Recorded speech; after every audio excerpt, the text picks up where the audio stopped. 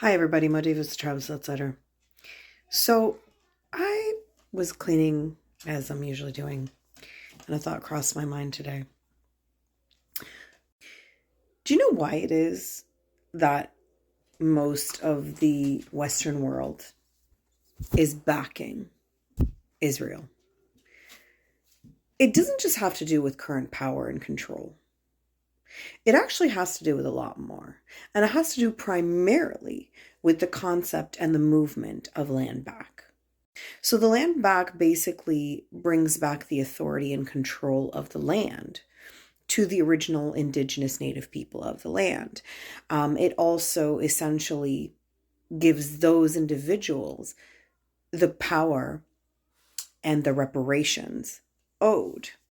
This would also include giving reparations to any settlers from the diaspora that have been forced into displacement. Because the truth is, none of us came here for an American dream. It's what we were sold. But the fact is, if our countries weren't destroyed in the first place, we wouldn't have had to leave our countries for any dream other than our own dream, especially not one plagiarized by YT people and sold to us in the form of complete YT soup and having to completely destroy our cultural background, our cultural inheritance, all of it really. Also included in the portion of reparations is any settler from the colonial motherland who was also forced into displacement to the colonies or the New World. They are owed reparations because most of them were owed reparations in the first place. And that's why they came to the New World. Because in terms of elitist structures, they were violated, they were robbed, they were put in complete poverty and abandoned by their current monarchy, which would leave the person who is most responsible of paying reparations. That would be the British monarchy, a few other monarchies, but primarily on an international scale, primarily the British monarchy. That would financially cripple the monarchy that would be owing reparations.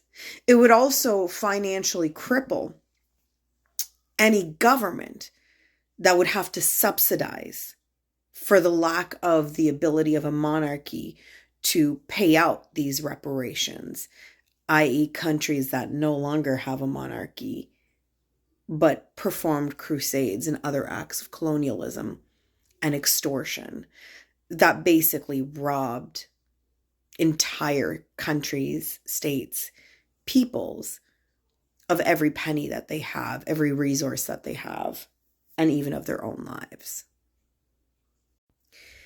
And so when we see the suffering in Palestine,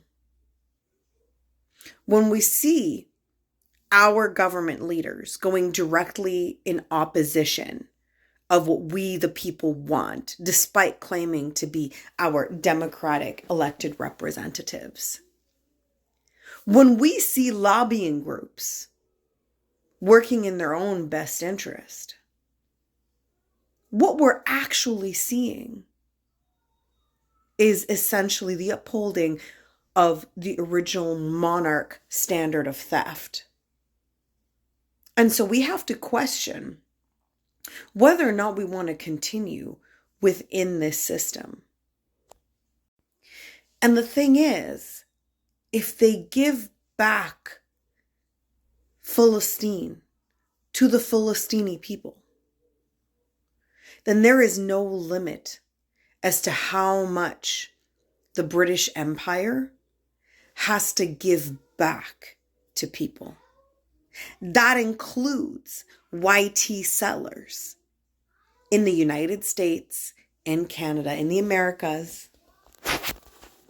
They would also have the right, and it would set a precedent that they can take back the autonomy of the land. And all you white folks with all your big feelings, I understand. It's really intimidating and scary to realize that you're not of this land, that you never were of this land, that you're not entitled to anything, even though you were scammed into buying property, which in Canada, you don't even actually own that property. The government still owns that property after you buy it. Look into that if you don't believe me. But all in all, it gives you a lot of big feelings.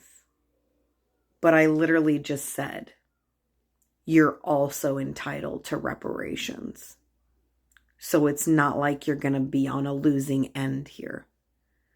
You're entitled reparations for being lied to, for being manipulated by your governments, by your monarchies. You're owed reparations for that. Just as much as every other displaced settler is entitled to reparations. Slightly differently from settlers from other nations, because we had our countries destroyed by your motherland. But your motherland still owes you reparations.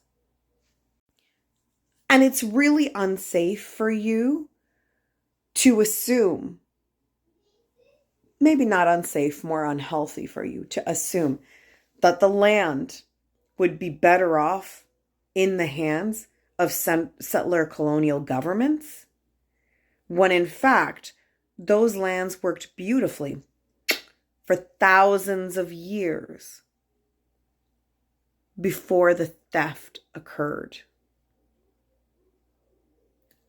And there was peace, and there was equity, and there was community. The fact is, this individualistic system mirrors what monarchies did to you. And it's not working for them.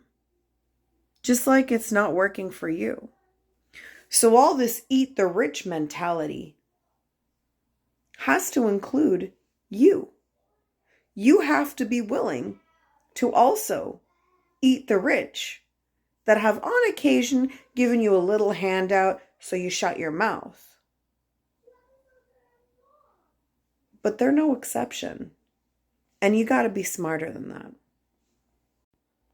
Anyway, a bit of a rambling, a bit of a thought this morning.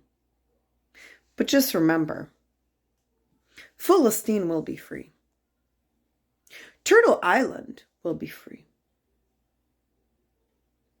All indigenous peoples in the continents of Africa, Asia, Europa, Australia, they're all also going to be free. Because it's the way it's going to be. And the resistance is just going to delay that. So, to all you settlers who don't want to take accountability for your role in the settler system, who don't want to admit that you've been scammed into becoming a weapon of the settler system, you've got a choice to make, and you've got some radical honesty to do. Food for thought. Because land back is coming. And it is going to come through. And you're going to have to choose what part of history you're going to be a part of. The right side, the human side, or the selfish side, the monarchy side, the rich side, the side that is exploiting you. Because here's the thing, is you can either be a part of the community or you can be a weapon of oppression. There's no in between. And we all have to pick our role in that.